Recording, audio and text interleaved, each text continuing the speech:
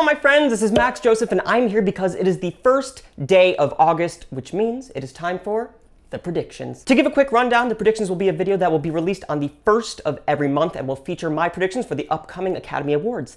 Each category will feature the maximum number of nominees possible, with an additional few that are the next in line, and then because the world is what it is, there's no need to do the big snub that should make it, so instead, I'm going to add an additional few that'll be titled Followed By. And I won't always get into detail about every single pick, because then the video would be 9 hours long, so I'll always talk about my pick to win, and then some other highlights on the list. And at this point, there are no elephants to address in the room because the entire room is full of elephants. What I'm saying is that we are just living in this new reality with COVID-19, and this reality isn't necessarily going to change anytime soon. So at this point, I'm kind of used to all the postponements. I hope they won't happen, but I expect them now. So with that said, we have no clue what is going to happen this year. We know that the Oscars were postponed for the 4th time ever and will now take place 2 months later than the original date. The new date is April 25th, 2021, live at the Dolby Theater on ABC. We also know that a lot of movies stopped production, pushed releases, and many postponed indefinitely. The most recent, Tenet. But they're trying something different. The film will be released overseas first, then it'll eventually get here. So who knows what's going to happen there. But because they expect to release it, I'm going to keep Tenet in these predictions, but don't be surprised when Tenet doesn't show up in the very, very near future. Because if I'm being honest, I don't see movie theaters in the States opening up till 2021.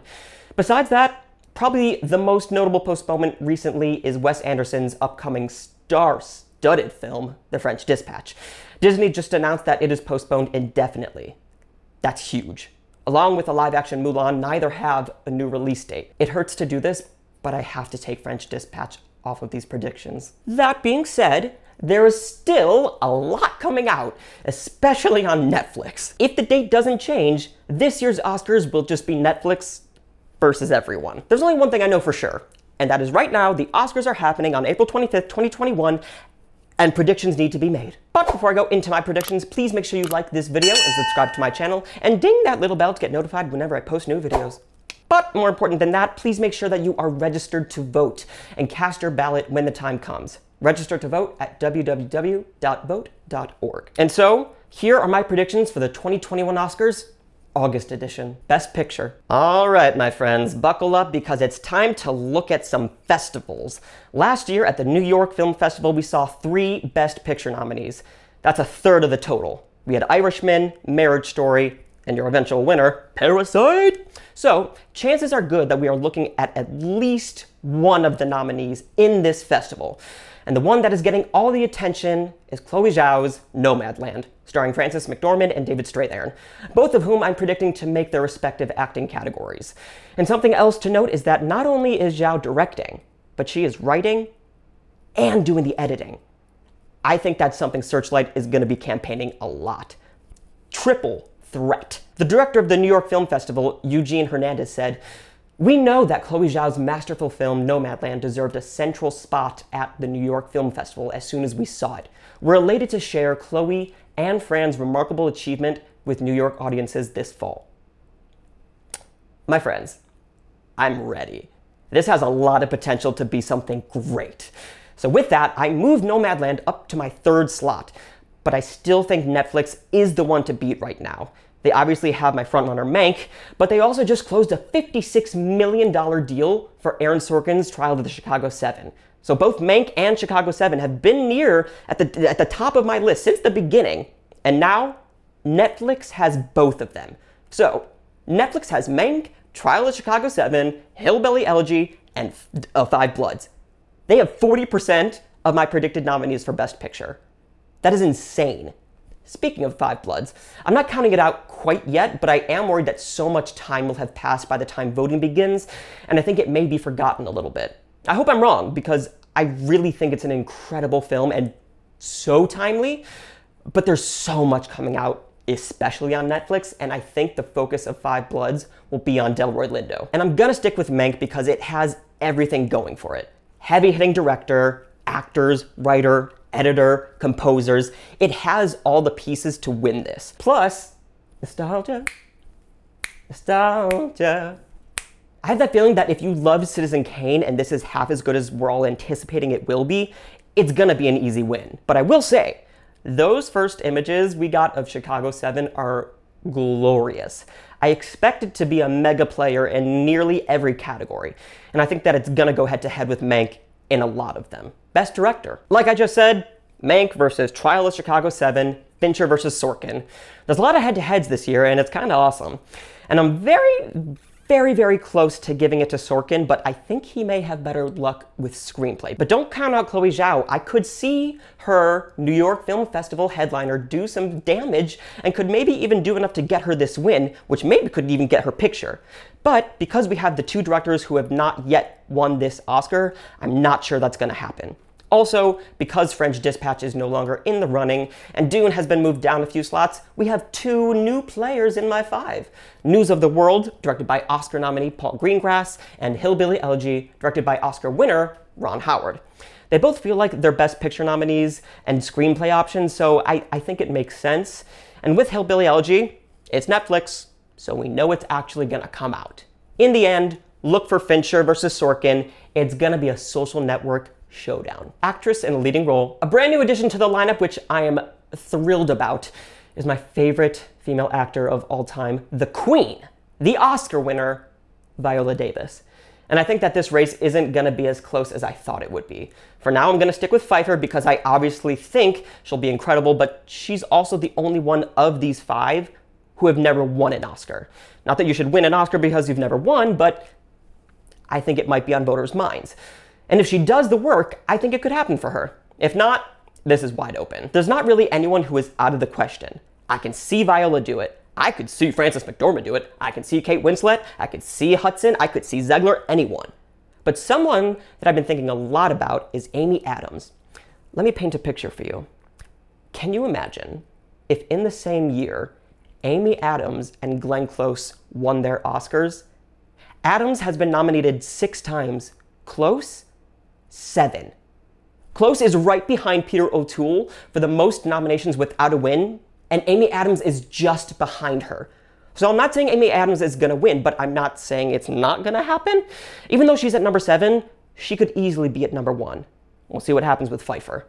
A lot of past winners in this lineup, a lot of nominees, and some who have never been nominated.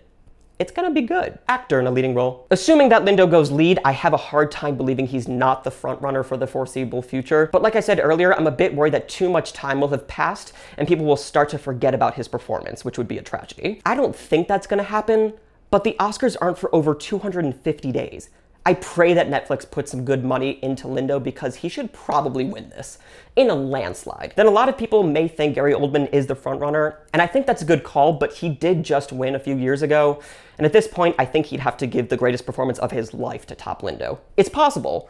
I think he's a genius, and Mank is obviously the frontrunner in pick in almost every other category, but Delroy Lindo already gave the best performance of his career, and of all the movies I've seen this season, it's the best performance of anyone. Anthony Hopkins received incredible reviews for The Father, so I'm gonna put him in this 5, and this will also be the first time he's been nominated 2 years in a row. Whoever the lead in Chicago 7 is, will probably get in. Even with those first images, I don't think we know who it's gonna be, but I think it's gonna be Eddie Redmayne. That just makes the most sense to me. We'll find out soon because it's coming out in October, so I would think we're gonna get a trailer soon. Then Tom Hanks. I don't really need to say anything else because Tom Hanks should always be an option if you ask me. And after already working with Paul Greengrass, it feels like a good nomination. Also, he was absolutely snubbed of a nomination for Captain Phillips a few years ago. Thank you. Actress in a supporting role. This is the other big head-to-head battle I'm loving. 2 of the greatest living actors going at it makes me so very happy. Both have been nominated multiple times, neither have won. I genuinely go back and forth with this category every day, but I'm gonna stick with Saoirse Ronan. But if you ask me in 20 minutes, I'll probably say Glenn Close. And I'll add, if Close gains anywhere near the momentum she had for The Wife, she's gonna win. It won't matter how incredible Ronan is. And does anyone else find it hilarious that Olivia Colman and Glenn Close are in this category together? Can you imagine if Colman won over Close again? The world would explode more than it already has. And I'm still gonna keep Ariana DeBose in here. Anita is one of the most well-written characters in a musical ever. And it's a character that I know she'll crush and will make the world talk about. For Seyfried, I imagine that she'll get a lot of love next to Gary Oldman. And she's never received a nomination, so it would make a lot of sense to have her in here. Actor in a supporting role. We have a new winner, my friends. Welcome to the party, Jeremy Strong. And basically the entire cast of Trial of Chicago 7. The first images are gorgeous, and I think Strong is gonna be amazing. He's never been nominated for an Oscar, so it could be very exciting, but one slot under him is someone who had never been nominated for an Oscar and won on their first try, Mark Rylance. Honestly, I think that we may see 2 or even 3 of these men in this category. Kind of like what we saw in The Favorite, where Emma Stone and Rachel Weisz were nominated in supporting. Coleman went lead, but even last year when we saw Pesci and Pacino for Irishman, those were only 2, but same category. And then especially after hearing how wonderful Nomadland will be, I feel even more confident keeping David Strathairn in here. And I'm keeping Tom Burke for now because I do think someone from Mank will get in for supporting. We'll see who it actually ends up being. And then the other newest addition to this lineup is Chadwick Boseman, but not for Five Bloods, for Ma Rainey's Black Bottom. And I switched it because I think that his role in Five Bloods just wasn't big enough for specifically this year's Oscars. So I'm gonna go with another film that he'll be in where he'll be playing off Viola Davis. And that sounds like the greatest thing I've ever heard. This category is kind of stacked this year, and I'm thrilled. Original screenplay. I'm doing it. I'm switching to Chicago 7. It is another one of those categories that I could switch at any second, but right now, I'm gonna go with Sorkin. And here's one of the reasons. I'd just kind of be shocked if it didn't win one of the 3 above the line categories that doesn't include acting. Like, I feel like it makes sense to give it either screenplay, director, or picture. And because I do feel like Sorkin is a stronger writer than he is a director as of now, I'm gonna go with him. Now, if Mank does win screenplay, I think the rest of the awards will unfold 2 ways. First, Mank wins director and picture.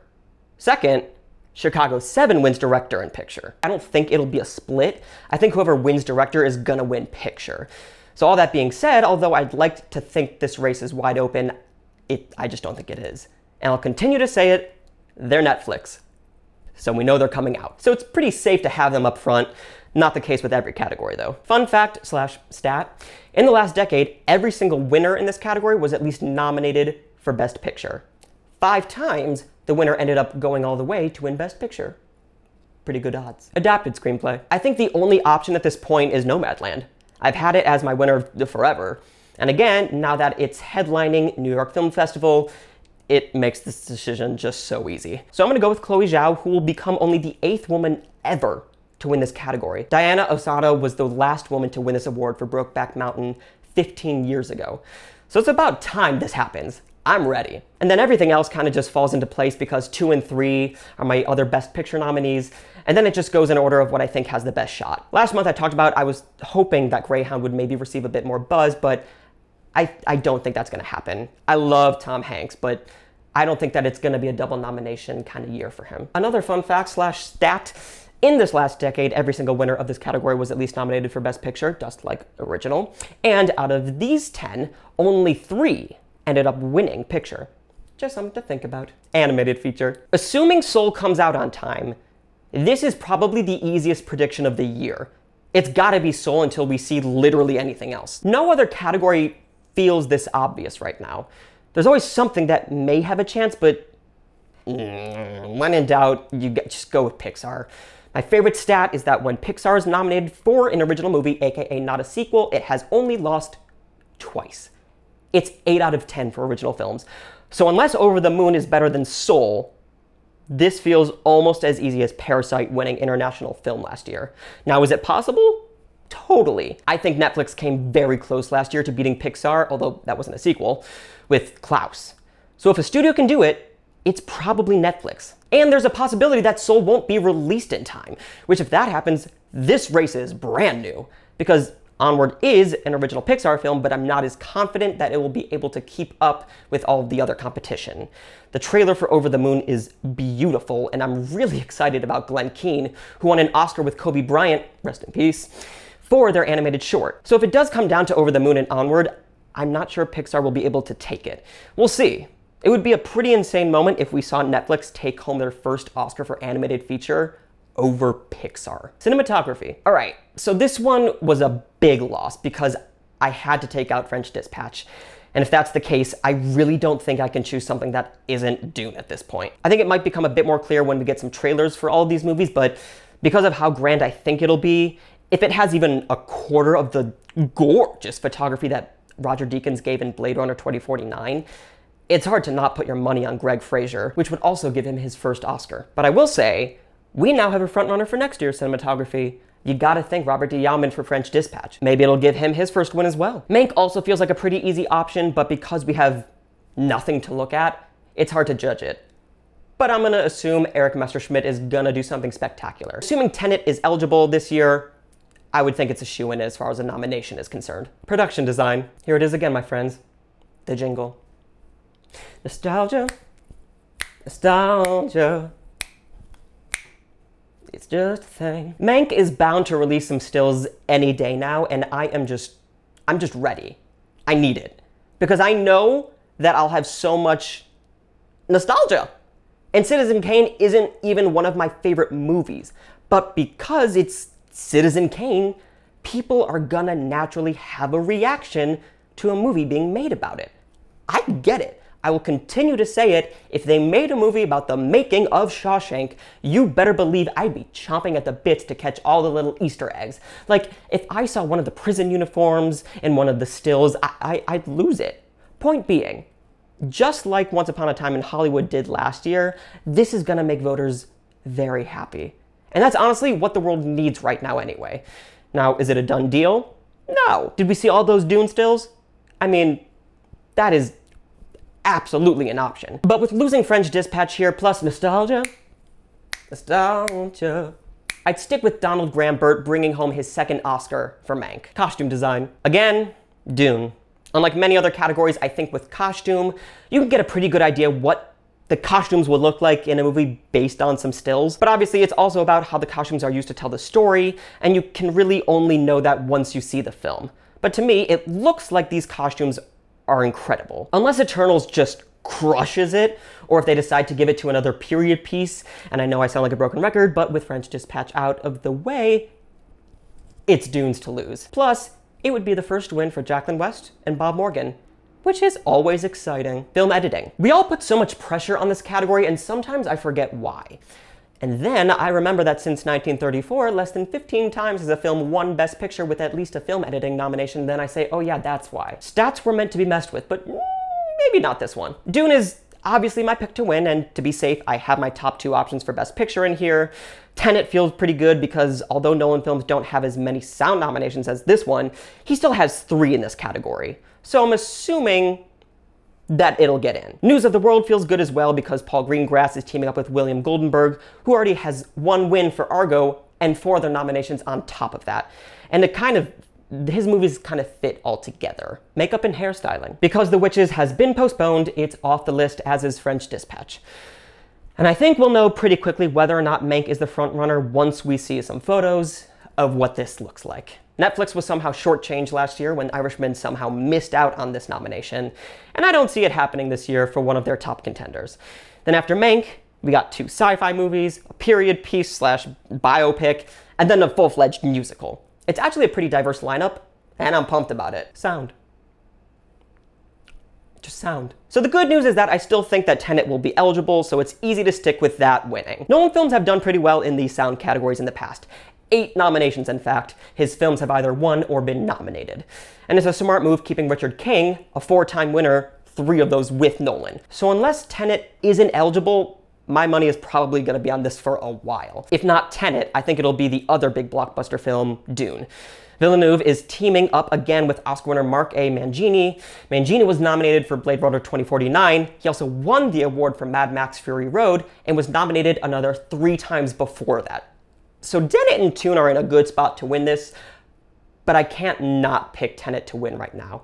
Stick with the Nolan film. Visual effects. Dune versus Eternals versus Tenet. I don't think anything else has a real shot. From what I've heard about Dune, I expect it to be the winner by miles. But we also have nothing from Eternals, and I'm still waiting anxiously for the Marvel Cinematic Universe to win this award. You know, it's aggressively baffling that they still don't have an Oscar in this category.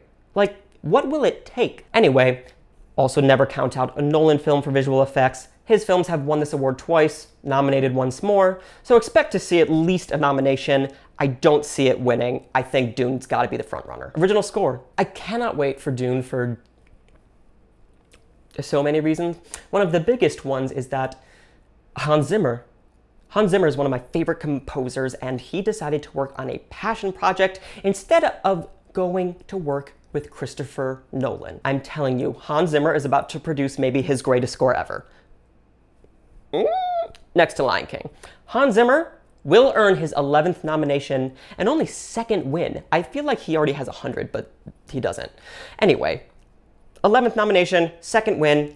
I need the Dune score in my ears ASAP. Original song. So I'm starting to become a bit more open to having something sneak in to beat No Time to Die. Because if Annette comes out on time, I think between Marion Cotillard and Adam Driver, they're gonna make every single song a work of art. And I can also easily see Jamie Foxx crushing something in Soul. My hang-up is that Bond is a proven win. Adele and Sam Smith won this award for their Bond song, so my brain says to go with that, but my heart is saying something else could pop up. No disrespect to Billie Eilish, the song's incredible, but I'd love to see something different happen. We'll see. Those are my predictions for the 93rd Academy Awards, August edition. Let me know what you have predicted in the comments. Agree? Disagree? Let me know. And so my friends, thank you so much for watching. Please make sure to like this video, give me your thoughts in the comments, subscribe to this channel, as well as follow me on Twitter, Instagram, and Letterboxd at mjoseph492. Like my page on Facebook, which is facebook.com/MaxJosephFilmPerson. Join the Amino live chat, which is open 24/7, 365. And if you really love me, please consider being a member of the channel, where you can get member-only content, guest interviews, giveaways, and lots more. You can even give me a film to review, a 10th of the month top 10 category, a ranking, or a song to sing. And that video will be dedicated to you. Shalom, my friends.